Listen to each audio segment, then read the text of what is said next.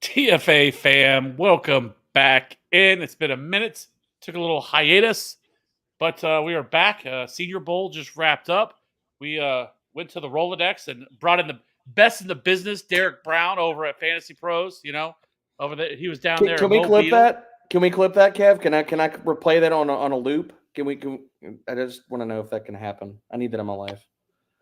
Oh yeah, I'm gonna say it was AI generated though. But so you went down there, you did all the dirty work, got to watch these guys all week playing and such. So first of all, how was it? How was the trip? It's good, man. I mean, look, I think it's my third or fourth year in a row going to Senior Bowl, and every year it gets better and better, man. Whether you talk about the experience for the players now, and I keep telling people this, I'm like, this is going to be one of the tentpole events of the offseason. Going to, especially this year with Jim Nagy being able to unlock getting juniors there and not just seniors, this event's going to keep growing and growing and growing and growing. Eventually, like, you know, we're going to have somebody of the ilk of Caleb Williams in Mobile and stuff like that. Like whether it's next year, the year after that, you're going to get all these high-end prospects. And it's fantastic, man. The type of access you get in Mobile, whether it's getting to interview the players, watching them up close at practice and stuff, it gives you a different perspective about it. Like over the last 2-3 years, you know, where I've walked away, and I mean, Kev, Cody, y'all have heard me, like the Christian Watson year. I'd never shut up about him because I watched him ball his ass off in Mobile. Tank Dell, watching him do what he did. Puka Nacua, even though he left after one day. Like a bunch of these guys, or whether it's Dameon Pierce, Tajay Spears, like these guys show out at these practices and they build that hype and that swell and stuff. And whether that carries them to improve their draft stock at the NFL draft, or you have a different appreciation for it. And there's a bunch of guys that we're going to talk about that after seeing them on Mobile, I'm either a little bit higher on. There's different parts of their games that I felt like they were able to show out that maybe didn't come across in the film, or their usage in college. It's always a good time, man. Yeah, so I guess let's just start with the quarterback position, because I felt like there was like two sides of that, where I hear some people talk like well about like Bo Nix and say that they like him called, and I've seen other people say that it was a terrible showing and he didn't look good, and he kind of confirmed a lot of things that you saw on film that he struggled with. Michael Penix sounds like he now could be like a third round pick.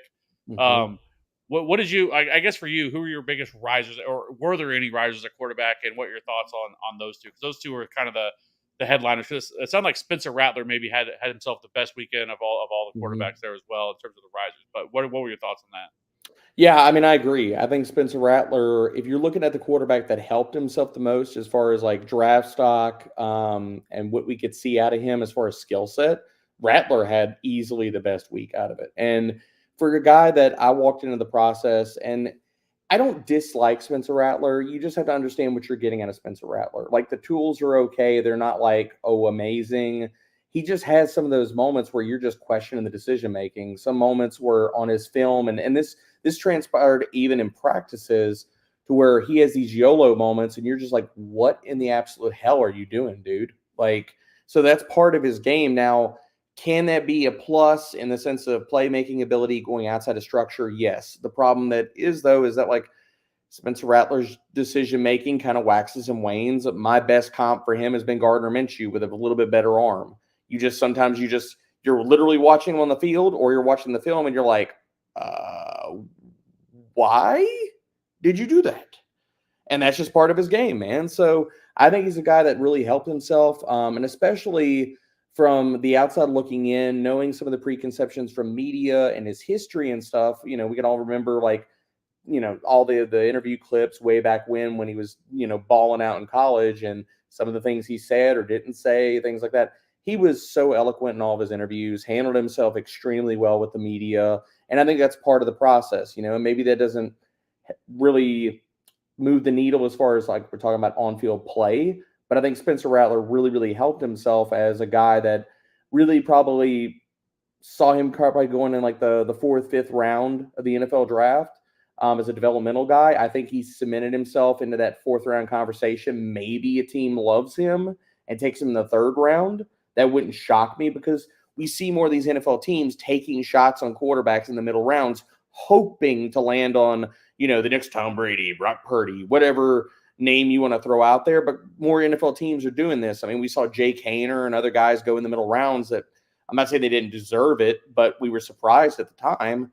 So I think Rattler had easily the best week. But I think as far as Bo Nix and Michael Penix, you could not have had worse weeks than either one of those guys. And I think with Michael Penix, like all of the hype and you can say the same thing for Bo Nix, all the hype and the talk of them being first round quarterbacks, neither one of those dudes are going to go in the first round of the NFL draft. And they shouldn't. They absolutely should not. So if I'm hearing anybody out there in the space talk about, oh, Bo Nix had a good week or he's still a first round quarterback, you can just blow that out the door, man. Like just go ahead because we must have been watching absolutely different practices because I adamantly disagree with all of that shit.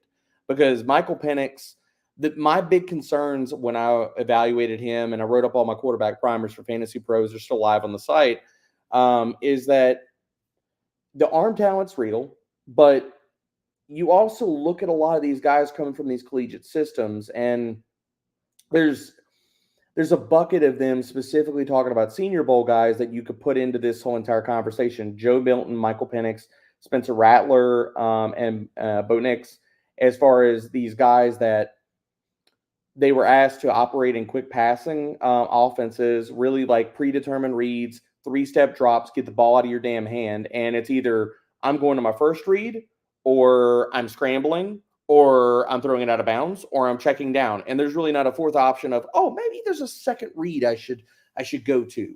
Now, some of these guys have other like parts or pieces of their game, like especially Michael Penix.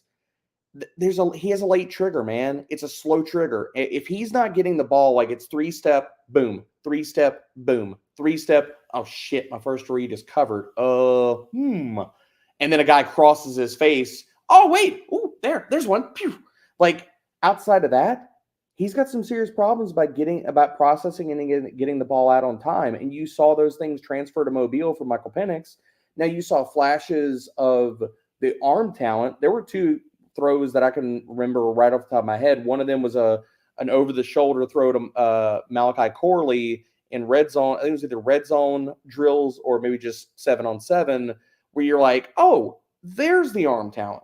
But outside of that, Michael Penix had a terrible week, man. And then he built upon the bad week by not even playing in the game because I think after the week he was like, I've pretty much hurt my draft stock enough for 1 week. I'm just going to sit that game out because if I crap my pants in the game, I'm really going to be screwed with my NFL draft stock. And as far as Bo Nix, terrible week, horrible week. You talk about a guy that's like an absolute system quarterback in college. If anybody watched Bo Nix at Auburn, that's the real Bo Nix. The Bo Nix you think you saw at Oregon is not the real Bo Nix. That is a system that was designed to make basically he's playing point guard and all of his numbers say that. Whether you want to talk about his ADOT, his time to throw, one of the lowest deep ball rates in the entire class, or much less the country last year. So, but when Bo Nix was in Mobile and he's asked to do different things like, oh, read a defense. Oh, hey, challenge, go throw a 50-50 ball down the sideline. Bo Nix didn't do that.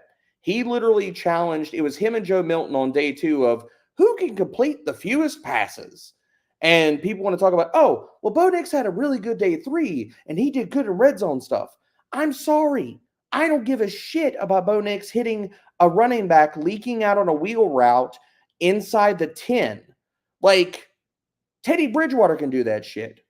I don't really care if Bo Nix can. That doesn't show me that he's going to be a good quarterback in the NFL. So if you're using that or other parts of the red zone drills to sit there and prop Bo Nix up because of confirming your priors on Bo Nix, then I'm sorry, but you're wrong.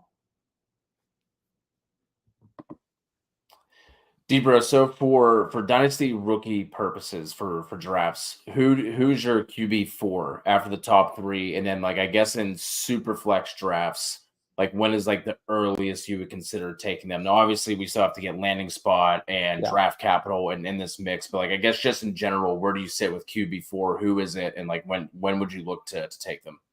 Man, I'm so glad you brought that up, Cody, because that's another point that I wanted to make during that entire like long ass soliloquy I just had, was that JJ McCarthy, who was not even in Mobile, has cemented himself as the clear QB4 in this class, a tier to himself. And I'm telling you all of this, and I haven't even watched JJ McCarthy's tape yet. I haven't even broken him down.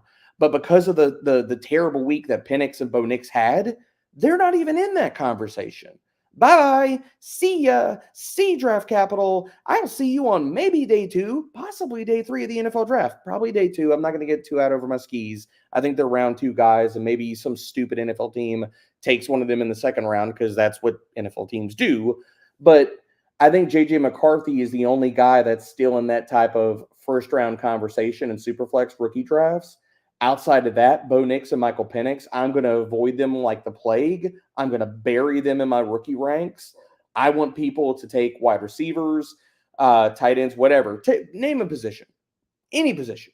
Take them over Bo Nix and Michael Penix. And the math on them gets even worse when you talk about just quarterback hit rates and the ability to get on the field, much less not even get a cup of coffee as a starter. But can you be a multi-year starter in the NFL if your draft capital is the 3rd round? Can it be done? Sure, it can be done.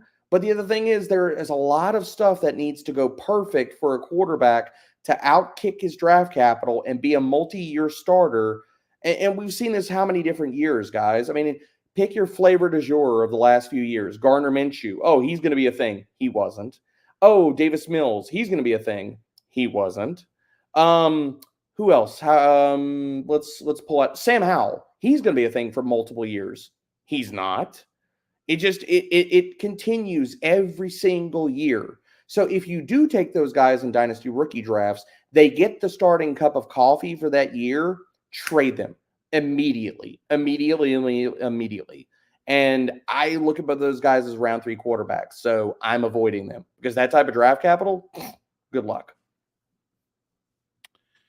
Well, I don't think there's anything else I'll talk about quarterbacks. I think we've buried them enough. I mean, it was a bad week, man. Like, I'm not going to blow smoke up their ass if they had bad weeks. It's the top 3. It's the conversations: Caleb Williams, Drake May, and Yep. Jane Daniels, right? So, Yes, I get it. And so I just don't feel like there's. So let's move over to the running back position, where it might be hard to find, a lot of positives with this position too, because like this is not the strong position that we're looking for, especially with how bad the running back position has been the last couple of years. We're kind of dying for a really strong infusion of running back talent, and I don't know if this is going to be the draft that's going to do it, because there is no elite level Bijan Robinson. I don't even think there's a Jahmyr Gibbs level player in this draft. Maybe I'm wrong. Maybe something will shake out. I'm sure there'll be some good players from here. I mean, I can't think of a draft where we haven't had some usable assets. There will be. But there will be. Yeah. At least from there, it sounds like Marshawn Lloyd is the one that really kind of separated himself and really really did himself a really solid service down there. But who are the guys for you at running back that really impressed you? Is there an Evan Hall that we're going to be hearing about for the next 6 months that you will love with? You will. And Marshawn Lloyd is that dude, man. He looked freaking fantastic. And there's 2 guys from the Senior Bowl, and one of the guys wasn't even there, and he still was a fantastic winner in the sense of Jalen Wright. Jalen Wright didn't go to the Senior Bowl because he had wrist surgery, so he's rehabbing that, getting ready for the combine, all that kind of stuff. But if Jalen Wright would have been there, I'm telling you right now, he would have had a fantastic week. I freaking love Jalen Wright as a prospect. And Kev, I don't know if you've watched him or looked at all of his numbers yet, or Cody, if y'all have, but Jalen Wright's a guy that the closer we get, I think he's going to test well. I think you look at his analytical profile. Like, I mean, this is a guy last year who was 5th in yards after contact per attempt, 11th in breakaway rate, and 13th in PFF elusive rating. So the numbers are all there. Dude is, I mean, just shot out of a cannon. But I can only wax poetic enough on a guy that wasn't even at Senior Bowl, but Marshawn Lloyd distanced himself from everybody at Senior Bowl. I think he had a wonderful week, and I think that he is going to be drafted in the 3rd round of the NFL draft. He will go inside the top 4 rounds. If he does not go in round 3, I'm telling you right now, he will go inside the top 4 rounds. The 4th round will not conclude without him hearing his name called. And a lot of this happens or has to do with the type of week that he had. So, like, Lloyd entered this process, like, you knew if you watched his film, the guy is a beast on the ground. He runs angry. Like, I got a chance to talk to him at the Senior Bowl, and I was like, literally, like, I straight up asked him, I was like, who hurt you, man? Because you run like you got a chip on your shoulder. You run like you're ready to destroy the world. He's freaking fantastic. And what he showed, so that's a known part of his game, because literally over the last 2 years, he's ranked top 20 in both yards after contact per attempt, breakaway rate, and elusive rating in each of the last 2 seasons. So we know the tackle breaking ability that he has, but the question that he really answered in Mobile was, he is also a really good receiving threat. I want to. This is the reason why I'm pushing him up into the round 3 conversation in the NFL draft, is because we heard various people, whether it was scouts, stuff like that, I heard from multiple people down there, and I dismissed it when I first heard it, but then I heard it from multiple people. So you got to believe it after you hear multiple times. But that the coaches and the scouts down there wanted to see the running backs involved in the passing game and to see who could show out. And Lloyd did that, man. Like, it was either day 2 or day 3, but he closed 2 consecutive practices with looking like a freaking stud in the passing game. He was dusting dudes in one-on-ones. He looked good on angle routes. He took a wheel route up the boundary and had a basket catch over his shoulder, and everybody in the stands goes, oh, shit. All right. Good job. Let's go.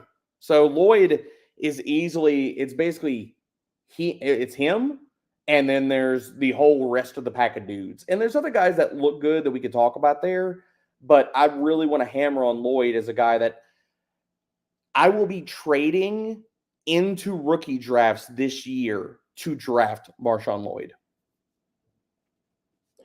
Speaking of pass catchers, someone I was happy to see that I saw some people talk about as a riser. I liked what I saw on film from him, and the limited game tape that I saw, and it was hard for me to like come away with like any like really strong feelings because of where he played, and that is University of New Hampshire's own Dylan Lobby, however you say his last name, but. Just any general thoughts on him? Like I said, he's someone I liked. I thought him with what he came in at what he measured in at 5'9", 210. I thought that was encouraging for him.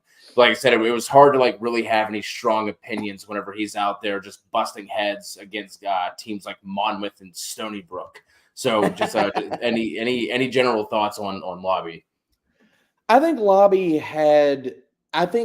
it was a good proof of concept week for him. I think he hit a ground rule double in the sense of, I don't think that he helped his stock like a ton in that he just proved that he is who he is to me, in the sense that I expected him to win in one-on-ones and look good in the pass game drills. And he did that. The part that I question about his upside, like, I have no qualms about it. Like, and I think he's going to step into the NFL and be a receiving back. He's going to be the receiving part of a committee. My thing about Lobby and the other things that like he didn't answer along the way was, I don't think he's a 3-down back. And you talked about it, his profile, Cody. As good as he looked, he's still a 1-speed guy. He doesn't have a second gear. He doesn't have a home run gear. He's more quick than fast.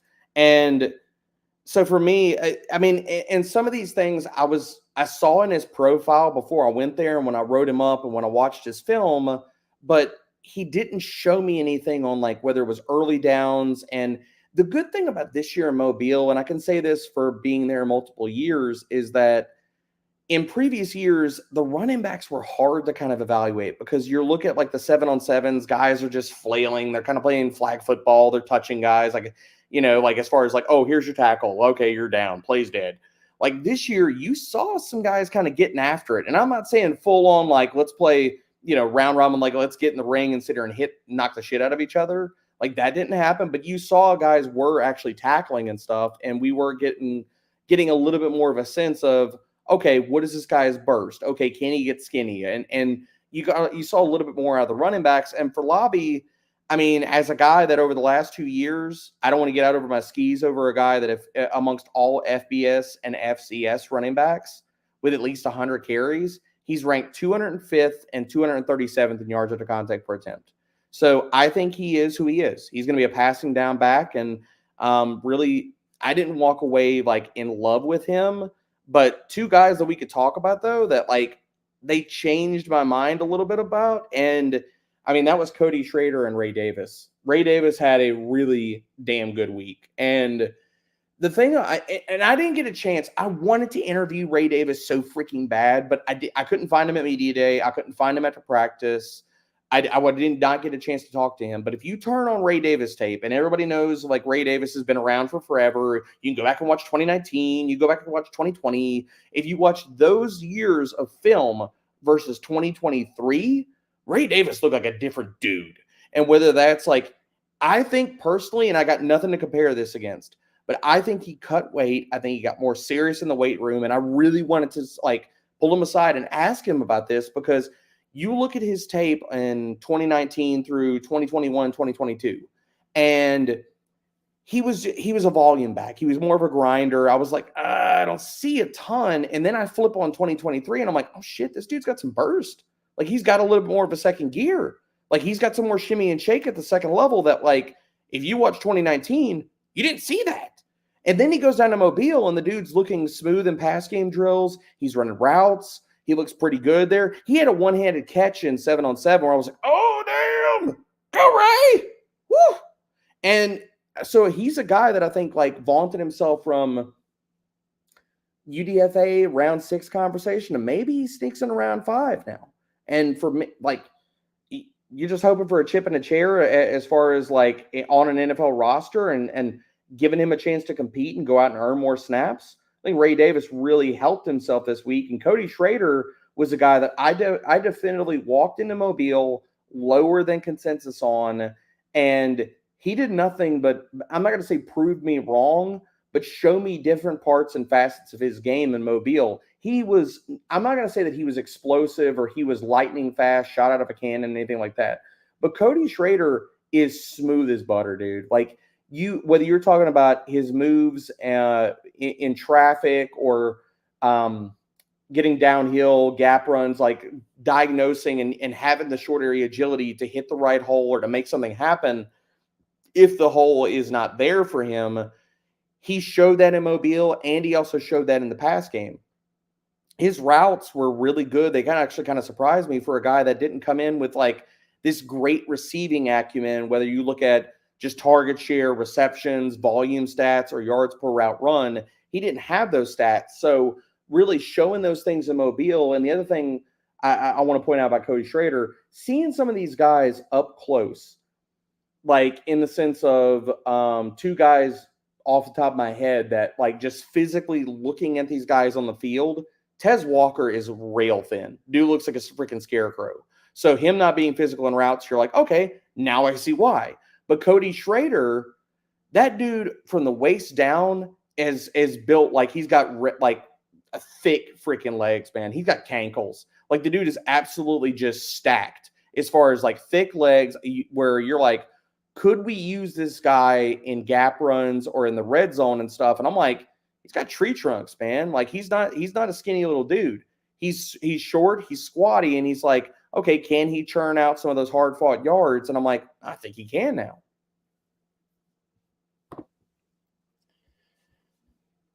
One last guy I want to hear about. I think he got injured on the first day, but whenever he has been healthy at Marshall, the dude just put up some pretty monster numbers. But what about Rasheen Ali? Like I said, obviously, I think it was the first day he got injured, but yeah, just any general impressions on him from what you saw? Because what it sounds like, he was having a good first day before that injury.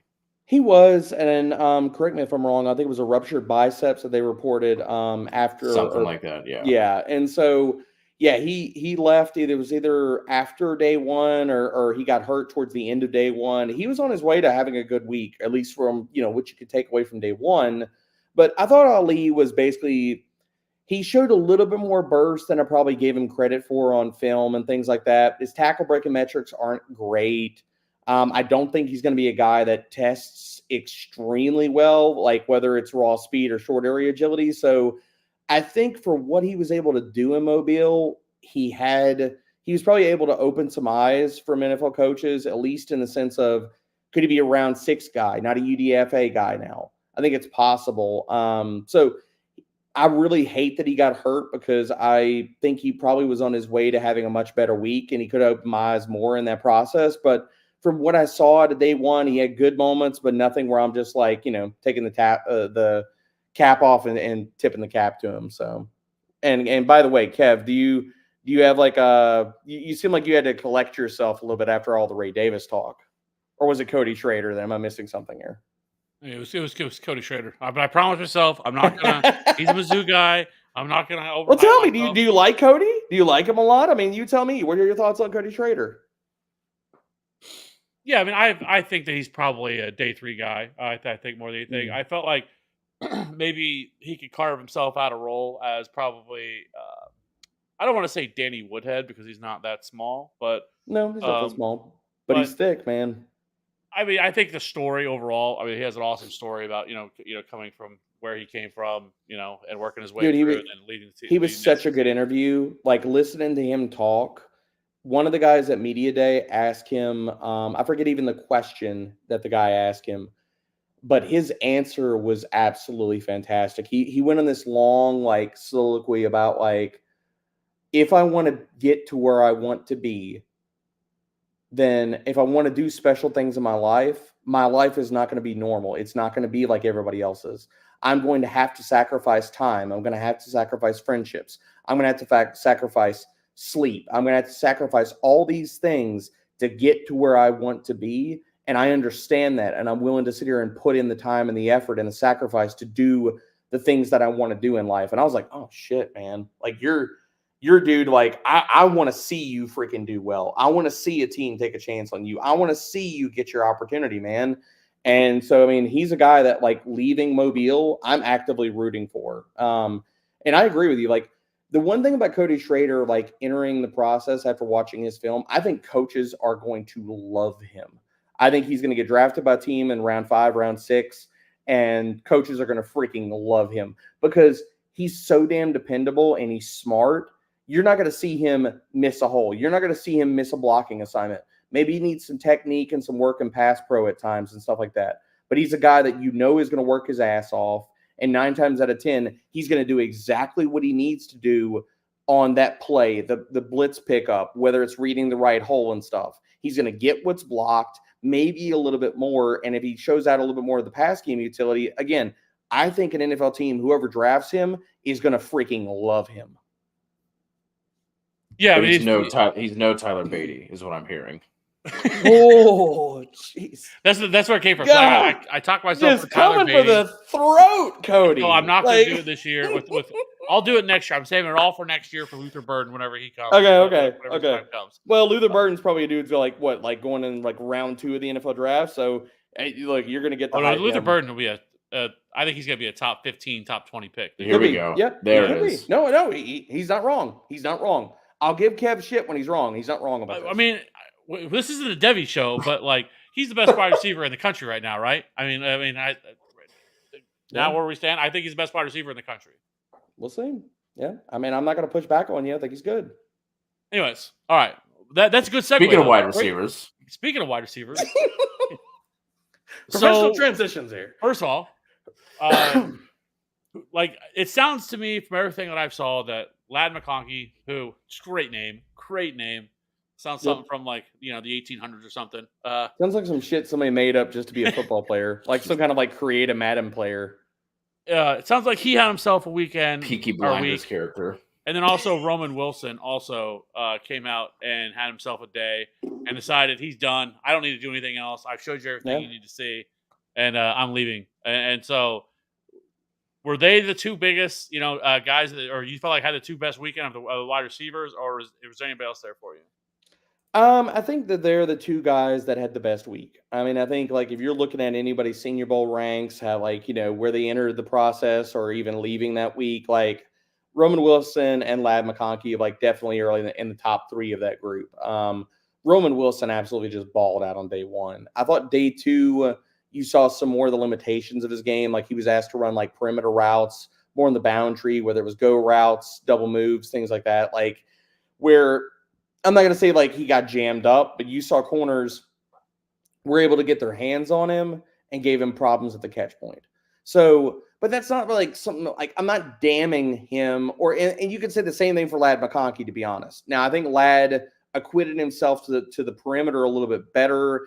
I think he has a little bit more nuance to his routes as far as like using like whether it's shoulder fakes, pacing, things like that. Different things in his routes were, I think he had more success in Mobile, and he has a little bit more ability to play the outside versus Roman Wilson. But I don't want to take anything away from those guys. Like I think they both had fantastic weeks in Mobile. I think now depending on what mock drafts you see out there, some of these mock drafts floating around because they're just now like fresh off of Senior Bowl week have basically the entire Senior Bowl rosters in the top 2 rounds of the NFL draft. I don't think that's the case. I think Ladd McConkey and Roman Wilson are guys that probably, in the case of Roman Wilson, probably a round 4 guy that bumped up his draft stock to round 3. I think Ladd McConkey's a round 3 guy. Maybe a team loves him and he's this year's Jayden Reed and he goes in round 2. That won't shock me. I'm not projecting him there because as good of weeks as these guys had, and again, I don't want to take anything away from them because they both had really good weeks. And I think if you're looking at, yes, they were the standout winners of the week in one-on-ones, team drills, and things like that, we also have to understand that, like, their profiles are not perfectly clean. Like, neither one of these guys have just standout profiles, you know, whether you want to talk about breakout ages, dominators, all that type of stuff, you know, nerdy stuff that we care about and how we evaluate guys. Like, Roman Wilson's still a guy that in 4 years of college didn't earn more than 39 targets or finish with more than 2.3 yards per route run until 2023.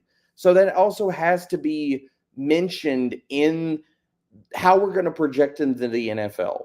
These guys, I think, are going to be solid wide receiver 3s for NFL passing offenses. The guy that I think probably has a little bit higher ceiling because of his overall skill set is Ladd McConkey. Like, I could see him, if everything works out perfectly for him, maybe he develops into a wide receiver 2 and a slot option and a team gets creative with him. Could I see that? Possible. Is that where I'm putting his median projection and range of outcomes based off of not only his profile, but the week he just had? Probably not. But, I mean, they definitely helped themselves and opened some eyes, this week as far as if you're looking at who are the clear winners from Mobile. So real quick, that was something I wanted to ask you, Debro, because I did see that there was a somewhat of an apology that was recorded and posted on Twitter from you about Roman Wilson. So it seemed like you were lower on him going into the week. I was. So like, how do you balance being lower on someone and then they come out and like in this 3-day limited sample controlled environment they ball out like that? Like, how do you balance like how far you move them up versus being lower on them going into it? Because that was something that I didn't watch a ton of Roman Wilson before this, and then I see all the hype about him. I went and watched. Admittedly, I've only seen 2 games, so there's still a ton more I could watch. But I watched a Purdue game where he was literally just wide open the entire time, had over 100 something yards, and then I watched a Rutgers game where you were saying, like if DBs got into his frame, he had no answer for that. So like, how do you balance, like, because football is such a small sample size to begin with, and then you throw in something like the Senior Bowl that's a 3-day sample size. So just like kind of how you go about, I guess, balancing that.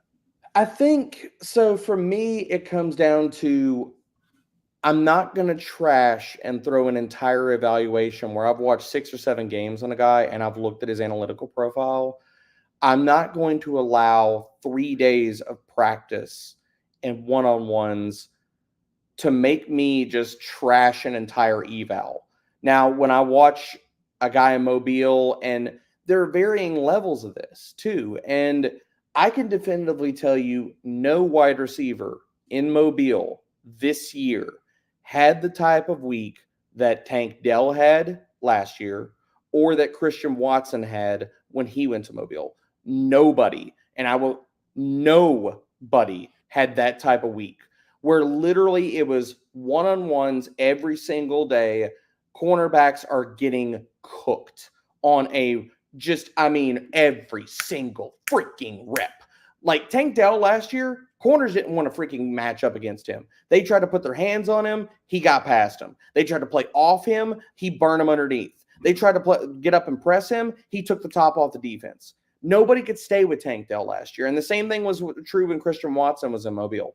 Nobody had that type of week. So it's varying levels of not only are we matching up the type of week that they had in Mobile, but you match that to their analytical profile. And it's like, okay, like the profile is really damn good. Okay, this guy absolutely just smoked everybody in Mobile. Okay, you marry both of those things together, I'm going to be over the moon for the guy. But you also talk about, okay, well, maybe his analytical profile is so-so. He came to Mobile. He crushed. Then, okay, well, maybe I need to bump him up a tier or two or maybe 2 spots in the ranks versus some other players that didn't do good. Or if we're bucketing the same type of analytical profiles, whether we talk about breakout age, yards per route run, what they've done over the last few years, all of these different parts or pieces, do I bump that guy up 1 or 2 spots, or is that a tiebreaker on how I'm ranking him wide receiver 8 versus wide receiver 10? That's the way I approach. I try to stay even keel with it unless a guy just comes down there and just absolutely crushes, and he's got this over-the-moon profile where I'm just like, oh, shit, well, you just got the whole package now, man. Like, now we're going to sit here and like, I'm not stopping the hype train, So, again, I didn't see anybody from Mobile, and the guy that I want, there's 2 guys that I want to sit here and highlight, and I don't know if we were going to get to them or not, but Javon Baker and Johnny Wilson. And both of those guys, those are the 2 guys that I was hoping came to Mobile and just said, this is my week. You all sit in the stands and you watch me. This is my week. These are my practices. I'm getting the hype. Screw everybody else. It's my time. And didn't really see that out of both of them. Javon Baker had more of an up and down kind of week. There were moments and flashes where I saw a lot of the things that I've seen on tape. He has a really good profile. And I did see parts or pieces of why I'm so high on him. And I say high on him, like I think he's got a really big upside if everything coalesces. But also I have like a 3rd round grade on him. I'm not going to go over the moon. I think he tests okay. I don't think he tests amazing. And Mobile, he was kind of up and down, like 2 or 3 of the days, like, or at least some of the reps, he would win, and you would see the short area agility, the nuance in his routes, and he's able to beat guys underneath. Other times you would see they put him on the boundary, they ask him to run either a post or a go route up the boundary, and guys are hanging with him. But then he opens day 3 with a highlight reel catch, which is littered on through his tape for Javon Baker. High pointed a ball over a corner in the red zone, and you're like, all right, seen that before. I know what that looks like. All right, good to see it again. So that was proof of concept, but not a guy that I think blew it out throughout the week. And same thing you can kind of say with Johnny Wilson, and a player that I entered Mobile hoping to see him work with tight ends. He didn't work with tight ends, and I kind of see why. And this is not to say the guy can't play wide receiver. I mean, he's a freaking monster. Like the dude's sick. He's literally got the dimensions as far as height and weight of Darren Waller. And he's got special movement skills. Like a guy that is 6'6", 230, 240 pounds should not be able to move the way that Johnny Wilson moves. Now, some of the limitations or I'm not going to say limitations, like some of the parts of his game where you're like, okay, we probably shouldn't be asking you to do that, but you can do that in certain instances in the sense of like, getting on the perimeter and stretching the defense and getting deep. Can he do that depending on the matchup? Yes. Is that something you want Johnny Wilson doing all freaking game and playing Mike Evans, playing like being the Mike Evans? No. He's just not Mike Evans. Like he's got good movement skills, borderline, I'm not going to say special movement skills, but he does move really damn good for his size. The part where Johnny Wilson, and it was an incomplete evaluation because this still hasn't been reported anywhere, is that he was doing really, really well in day 2 in the one-on-ones to begin the day. He had an up and down day 1, but day 2 he opened with the things that I wanted to see out of Johnny Wilson. He was physical through his routes. He got guys tried to press him, and he literally threw them off of him like rag dolls and got open. And you saw speed and you saw short area agility that a man his size should not have. I mean, anybody can go to Twitter right now and pull up any film clip of Johnny Wilson and see exactly what I'm talking about.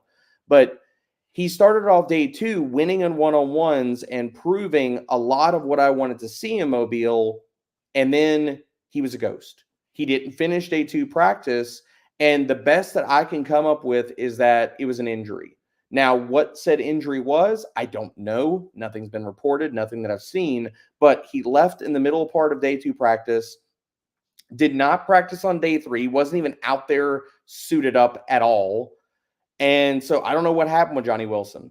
And the other part, and this is something specific to my experience in Mobile, is that Johnny Wilson, so the media breakfast or the media setup, basically where all the guys come in, you're able to go out and mingle through the room and talk to every player that's in there and talk to whoever you want to.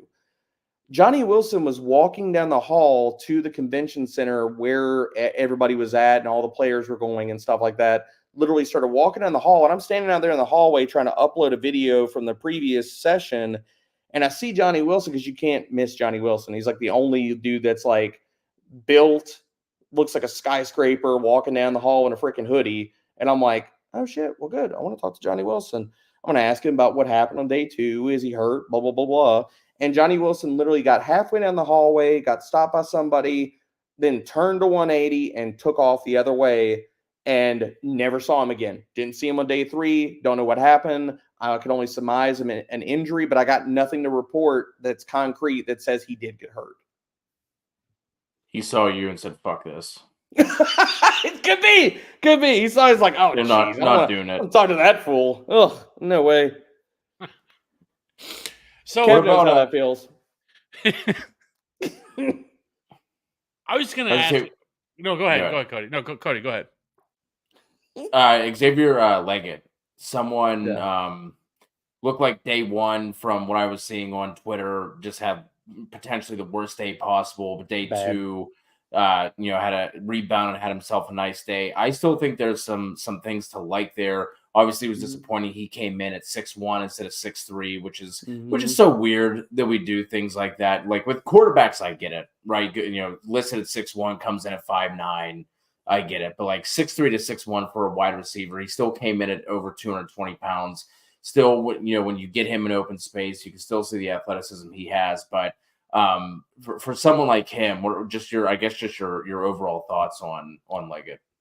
I was lower than probably consensus on Xavier Leggett. Like entering Mobile, I wasn't extremely high on him. I think he's got some parts or pieces to his game that are good. Like you'll see physicality after the catch. You'll see, I think he's very inconsistent with his route running. He's very inconsistent as far as his footwork and gearing down and releases off the line and stuff like that. So there's a lot of parts to his game that he's going to have to, really work on some things at the NFL level. And for Leggett, you hit the nail on the head, Cody. He had a terrible day 1. Like he looked slow. He looked clunky in and out of his breaks on day 1. And I was talking to this with the guys, everybody that was down there for FP, Thor, myself, Mike Mayer, our content director and stuff, Eric Froton did some stuff for us down there.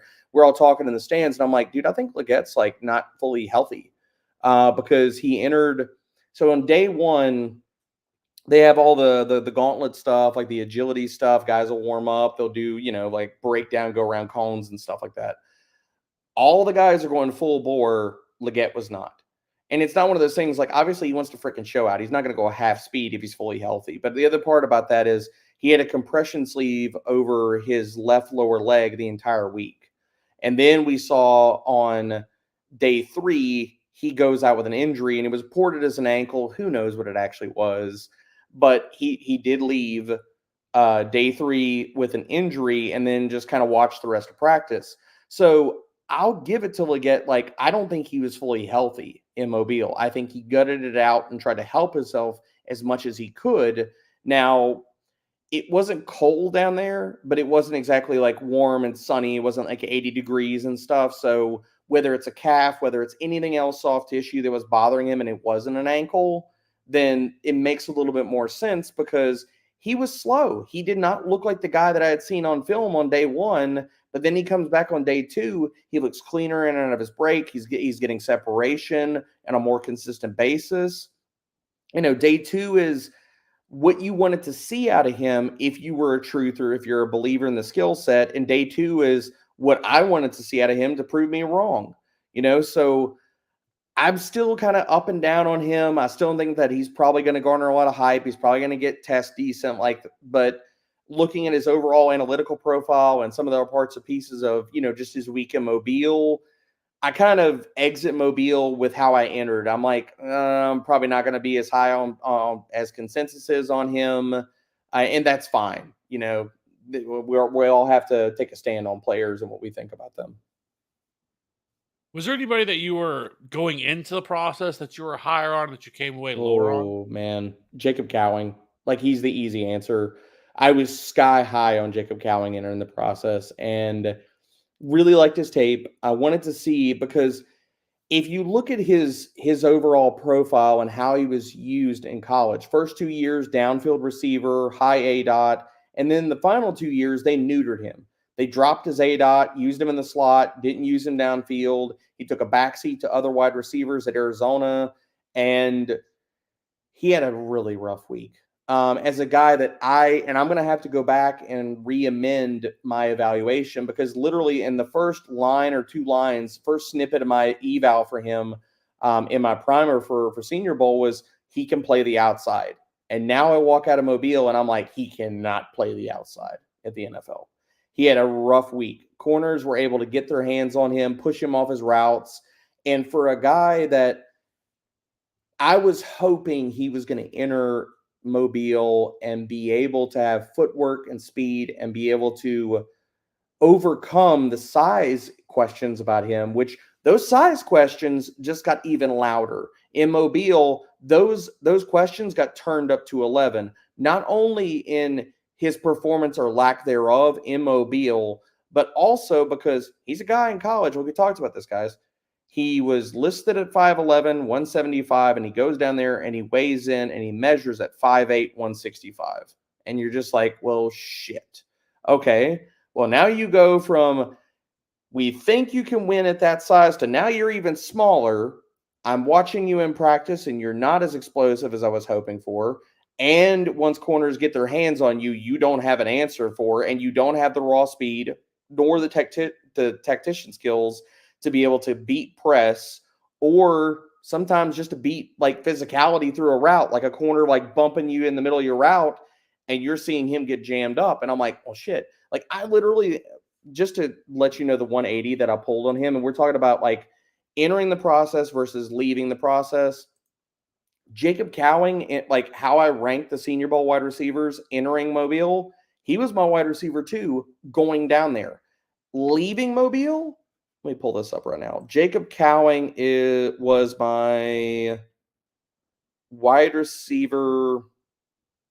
He was the third worst wide receiver for me. Only Malachi Corley and Aeneas Smith were ranked lower for me. So I don't want to sound like I just took absolutely just burying the guy, but we talked about this earlier. How do you weigh that? For a guy that I needed to remain high on him, I needed him to answer the questions about, can you overcome size and your limitations with the other bags of tricks that you have or the other skills that you have, whether it's footwork, route running, speed, all those things. Can you overcome your size? He can't. Dude, you gotta talk to me about Malachi Corley. He's someone who I didn't see anything good or bad about him in terms of his Senior Bowl, but he was someone who I really liked. I thought was a fun watch with his with that Hilltopper tape. Why so low on him? He's not the next Deebo Samuel. That's what I heard. I heard he was the next Deebo Samuel. Good Lord, no! And that is so dismissive to Deebo Samuel. I've heard that too, and I'm like, we're watching different guys.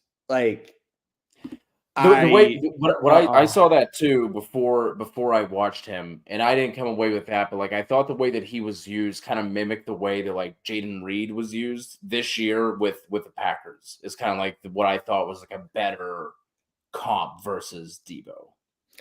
So the thing with Corley is that I look at him as being kind of a dime a dozen kind of guy.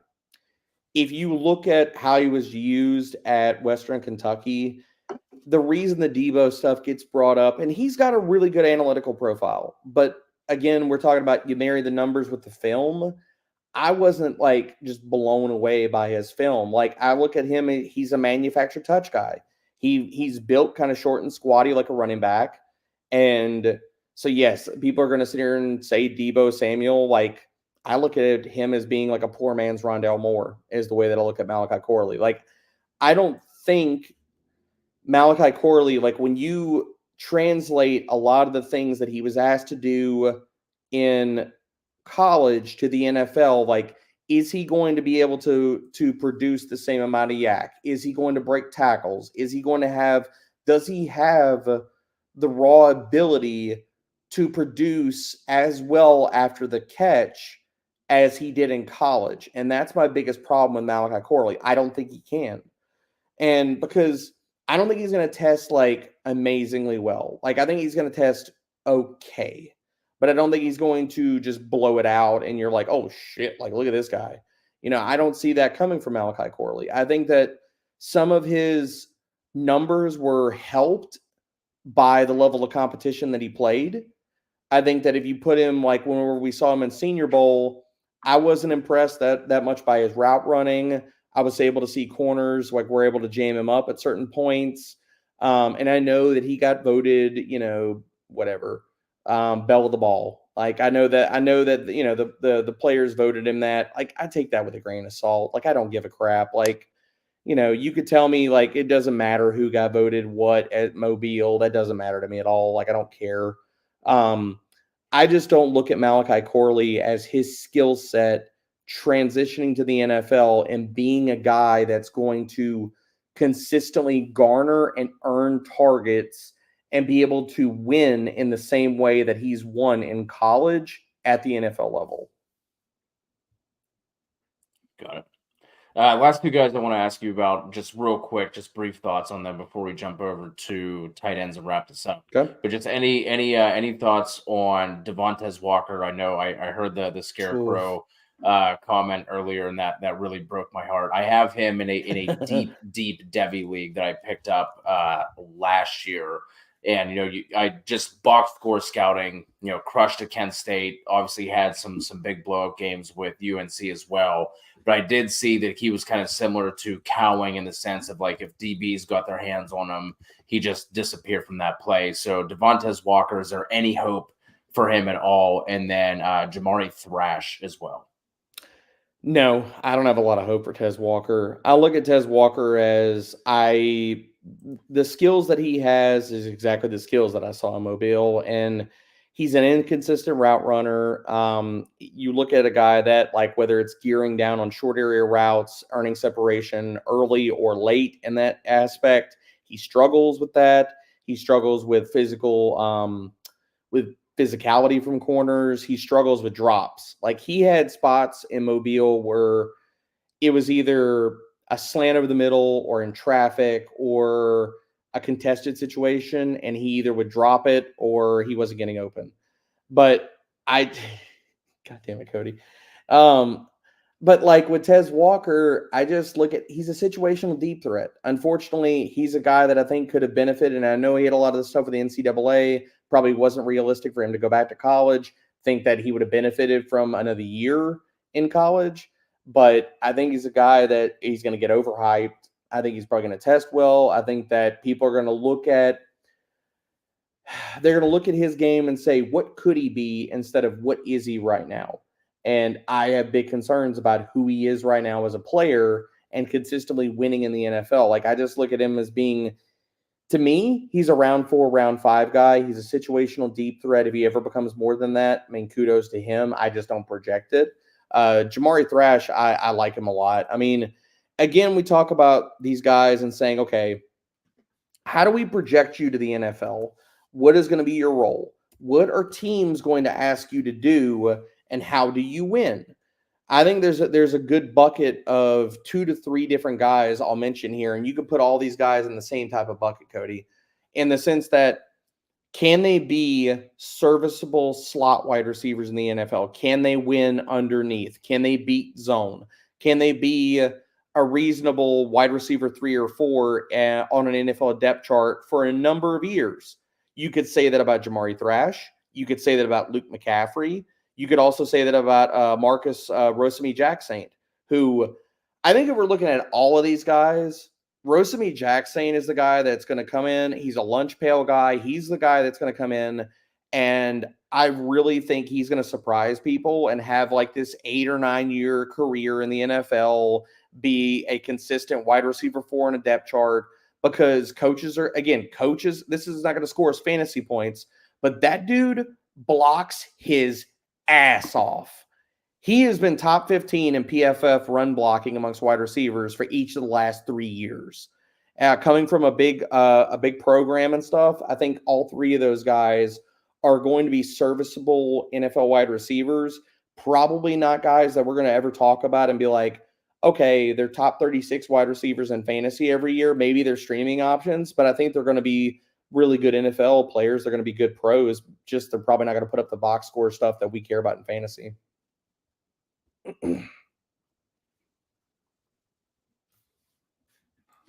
think the only other guy that I guess you didn't talk about was Ricky Pearsall. He's another guy that I felt like a lot of people brought up. He had a good week. Yeah, he had a really good week. I think so. Again, marrying the week versus the profile, Ricky Pearsall's profile is rough. Like, we're talking about a guy in 2023, 86th in yards per route run, 53rd in receiving grade, 131st, and this is all wide receivers with at least 50 targets, 131st in YAC per reception. So Pearsall's not a guy that I think is going to just wow us and blow us away and stuff in the sense of like his production in the NFL. He had a really damn good week though, and he looked like the guy that I thought he was coming into the process. The thing about Ricky Pearsall is you can hang your hat knowing that he can do 2 things extremely, extremely well. And those are the trump cards of his game. He's a very damn good route runner. Thor got a chance to sit here and interview him at Media Day. And just listening to him talk about route running, setting up corners, things like that, also giving a shout out to his dad, like, helping him with eye-hand coordination, like basically tossing him balls when he was like, at school age kid. Ricky Pearsall is really good at route running, and he's damn good at the catch point. That guy has some of the sickest damn catches on his college film that you will ever watch. There's one particular catch, and I think it was versus Charlotte, that he had this just monstrous catch, like a one-hander over his damn head in traffic where you're just like, oh, shit, he caught that? But you saw those types of moments in Mobile. He made a few really nice catches, showed off the route running chops. I just think Ricky Pearsall is a guy that if you marry the analytical profile, which I think really his analytical profile speaks to the fact of I think he's an okay athlete, but I don't think that he's a special athlete. So I think that if you're looking at a limiting factor off of a guy that I think is a very polished prospect, he's a good route runner. All the scouts, or at least what he imparted to us, is that a lot of NFL teams are looking at him as a slot option.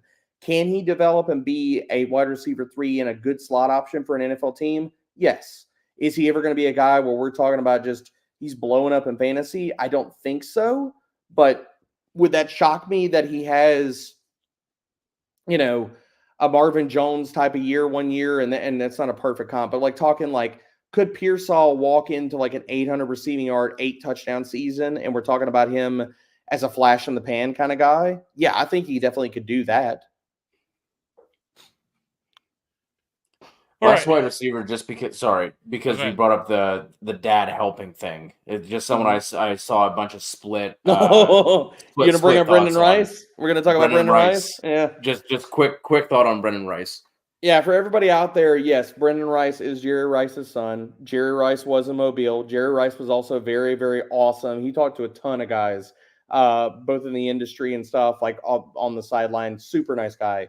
But Brendan Rice, I think Brendan Rice is who Brendan Rice is. Brendan Rice is a tall drink of water. He's physical through his routes, but he doesn't have a trump card asset where you're like, can he win at the NFL level against guys that can run with him and guys that can get physical with him? A lot of how you saw Brendan Rice win his reps in Mobile was a lot of upper body strength, a lot of fighting through physical coverage and stuff like that. And whether it's on whip routes or, dealing with contested situations, he's not a guy that is going to win early and easy separation in the NFL. Like, if anything, you're looking at a guy that he's going to have to win at the catch point. He's going to have to win and have the ability to late separate in his routes, because he doesn't have, like, he's got size, but he doesn't have like the special footwork at that size or special burst or speed. Like, there's not a special quality to Brendan Rice to where you put him up against NFL corners that can also run with him and bump and run with him. That's a guy that I think is going to struggle to earn consistent separation. Is he going to have probably some times where he has a good game, or they match him up, like maybe they motion him into the slot and he gets on a nickel where he can show off that he's stronger than this dude? That, yes, I think that's possible, but I don't look at the ceiling's not high for Brendan Rice. I look at Brendan Rice as being like a wide receiver 4 in an NFL depth chart. All right, let's jump over to the tight ends. And was there anybody that stood out for you at tight ends? Cody's alluding to the guy who won the week, man. Theo Johnson easily had the best week amongst all these tight ends. I think this tight end group was very, I'm not going to say lackluster, but as far as guys where we're like projecting that they test out the gym, that they have these elite upside type of players in the NFL, none of those guys fit that bill. None of them. Theo Johnson had the best week out of all those guys. He consistently won in one-on-ones. He caught damn near everything that came to him. Again, I don't want to get over the moon with him because he's also a guy that over the last 2 years didn't rank any better than 29th in PFF receiving grade or yards per route run amongst tight ends with at least 20 targets. So I think his ceiling from a physical standpoint is a little bit capped. He's a guy who I think probably tests decently well in short area stuff, nothing that blows him, again, like nothing crazy where he just blows out the gym, and probably runs about a 4.7.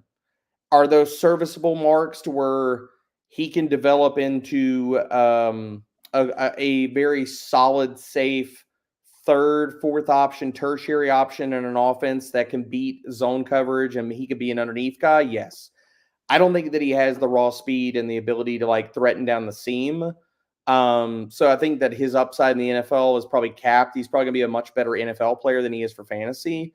Fantasy purposes, I'd say Ben Sinnott, or however you say it, Sinnott. I kept butchering the poor kid's name the whole freaking week. But I think that he's the guy that if we're going to look towards the fantasy angle for any one of these tight ends, he's the guy that kind of stands out to me. And I pushed back about this whole thing about like people kept talking about the entire week with him.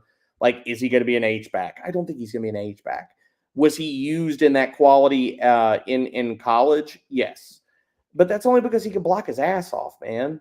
He can really freaking block. And you saw some of that same usage out of Pat Freiermuth when he came out as a prospect. Penn State put him as the lead blocker and just asked him to go maul people and steal souls on multiple running plays.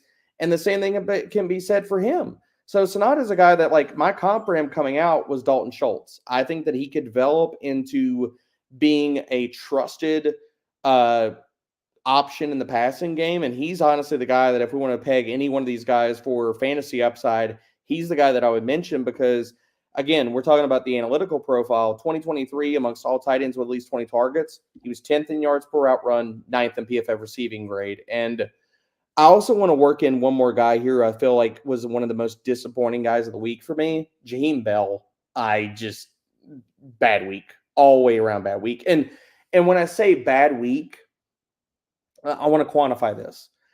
Did he win his routes? Did he win certain one-on-one reps? Did he look okay in team drills? Yes. In that sense, he did not face plant. Where Jaheim Bell comes up shortest, and I don't want to really make a pun there, but I did. As a guy who was listed in college at 6'2", 6'3", he measured in at 6'1". He's a tweener guy now off of that measurement. You're not going to play consistent inline snaps or be an every down tight end in the NFL level at freaking 6'1", especially when you don't have that type of trump card athleticism. It's like, okay, fine. Could you be a big slot? Could you be a move tight end at 6'1" if you're like a damn mega athlete and you can create after the catch? Jaheim Bell's a guy look, entering Mobile, he was the guy for fantasy purposes I really, really wanted to see, and I was so enamored with, because if you look at his profile, the numbers jump off the freaking page. Like in 2 of the last 3 seasons, he's been top 20 in both yards per route run and receiving grade. In each of the last 3 years, amongst all tight ends with at least 20 targets, he's ranked inside the top 12 in every single year over the last 3 years. He's been top 12 in yak per reception and missed tackles forced.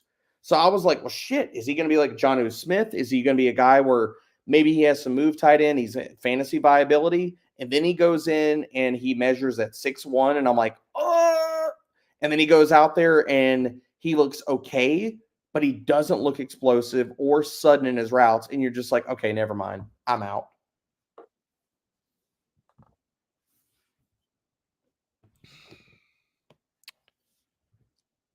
Well, Kev, did I just like bust your Jaheim Bell bubble? Like, I mean, you look very distraught. No, I mean, I don't think the tight ends. It's like there's a couple guys in my mind. Yeah, they were okay, not great. I think it was a very kind of grouping of tight ends this year, to be honest. Better NFL players than they're going to be in fantasy.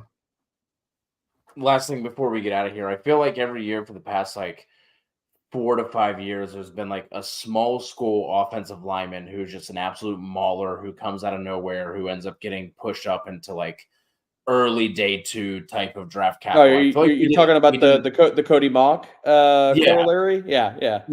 I feel like we didn't have that this year. Was there anyone? No. I did see some JPJ love, but obviously he's coming out of Oregon. Was there no other like small school lineman this year?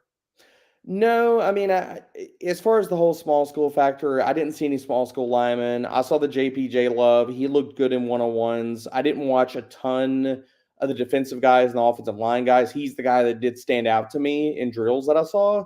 But really, as far as like small school guys, there really wasn't a lot of like just small school in general. The only small school guy, just if we want to look like the entire umbrella of small school guys, the only name I'll bring up out of all the small school guys, just all the positions overall, is Isaiah Davis, coming out of South Dakota State, which we could call, that's Pierre Strong University. You want to talk all that Tucker Kraft University or Dallas Goddard University, all the same place. Isaiah Davis had a really good week. He looked really explosive. He's got the size. Like he's 6 foot 220-ish, 230-ish, somewhere around there. So he's a guy that I could see like working his way into like the early down thumper part of a committee. A guy that showed more explosiveness, good physicality through his runs, and honestly more smoothness in his pass game routes than I gave him credit coming out of South Dakota State. So out of any small school guys, he actually made some noise in Mobile. Shout out Alex Kappa too. Yeah, sorry. Excuse me, Alex Kappa. I should have let off with that name, Cody. I'm sorry. I heard, sorry, Trey Lance University too. We can go there. I heard Darius Robinson just crushed it. Chris Abrams-Drain just crushed it. It's pretty much Mizzou down there, just showing out all weekend. Oh, just all Mizzou. Yeah. Yep. Javon Foster as well. You should have just come down there and done just a straight Mizzou podcast, man. Where you at? Like where you at? I should have. Next year, I'll get my credentials. I'll be down there. You should. Be a good time, man. It does sound like a good time. So I guess I guess what does because we could have let off with this, but like So when you get down there and everything, like it feels like it's Mhm. also like a lot of networking going on. Yeah. In the evenings, I'd assume you go tie one on, maybe have some drinks, whatever. Is that correct? Yeah, it's very correct, dude. So I love Senior Bowl every single year.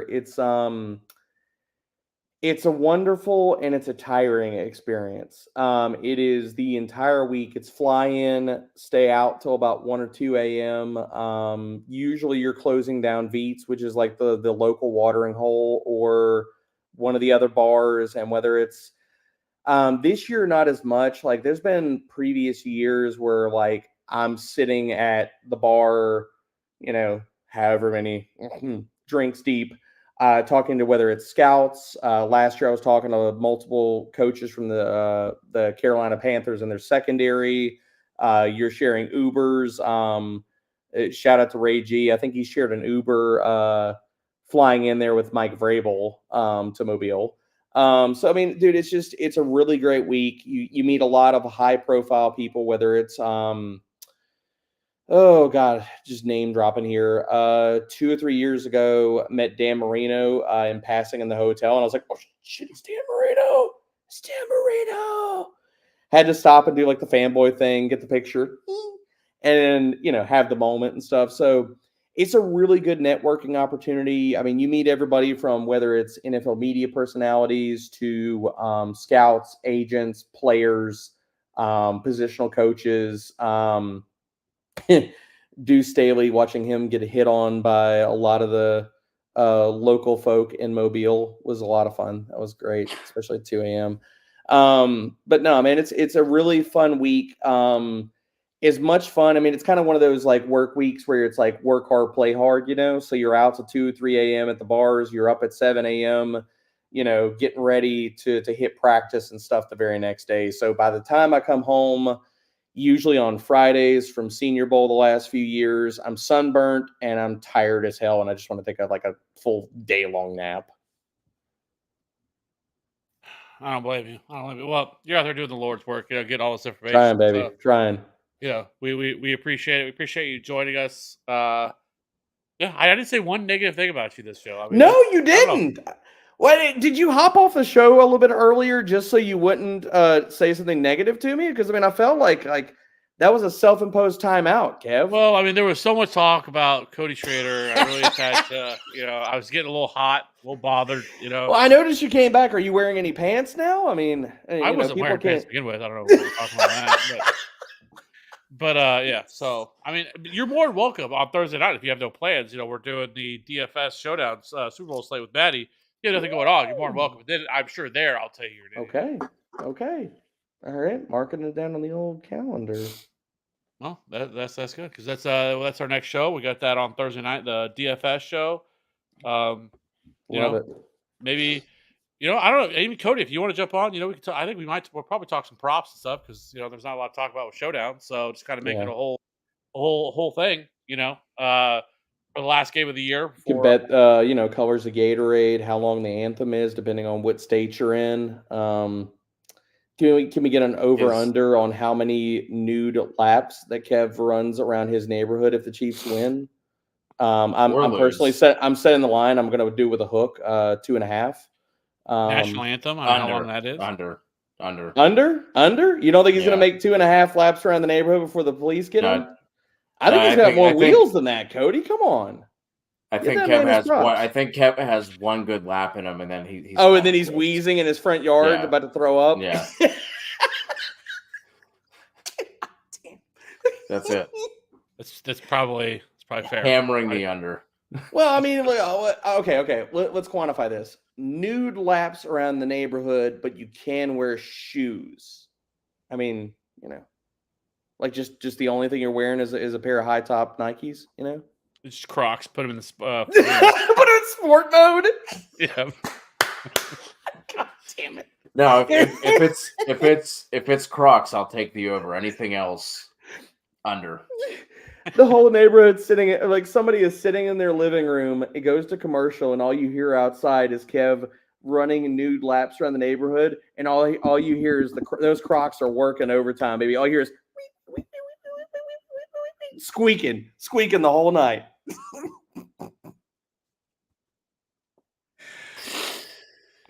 You probably also hear the ball slapping against the. I wasn't gonna go there. I wasn't gonna go there. I was back and He, forth in my head. I'm like, am I going to say this? Should I say he this? went Probably there. He shouldn't say went it. there. He went there. That man went there. Oh, Anyways, Jesus. yeah, we'll be doing that Thursday On night. that note. So, yeah. Yeah. On that note, let's professionally transition out of it. So, anyways, D-Bro, as always, appreciate you coming on, talking with us, giving us some good information for the Senior Bowl. We'll definitely have to get you back on at some point, so we can do our annual me telling Oh, you the what you're wrong. annual how my ranks are stupid and Kev's are better. Yes, we have to do that for dynasty purposes and prospects. We have to. Yeah, To give a whichever way. tradition now. Yeah. So we'll do that. So I appreciate it, and I guess we'll see you Thursday night. So just come back here for the big Super Bowl extravaganza around here for the last showdown, and talk some player props, some bets there. So Love it. seen somebody dropped like $35,000 on Isaiah Pacheco, being the first touchdown scorer, so paid out like $980,000. I'm like, I wish I could have that kind of money. You could just throw it I out was around just say there. Kev's gonna have a new house. Bet all day. So, anyways, all right, let's go ahead and get out of here. Hope everybody has a good night. We'll be back in Thursday. See you then. Bye.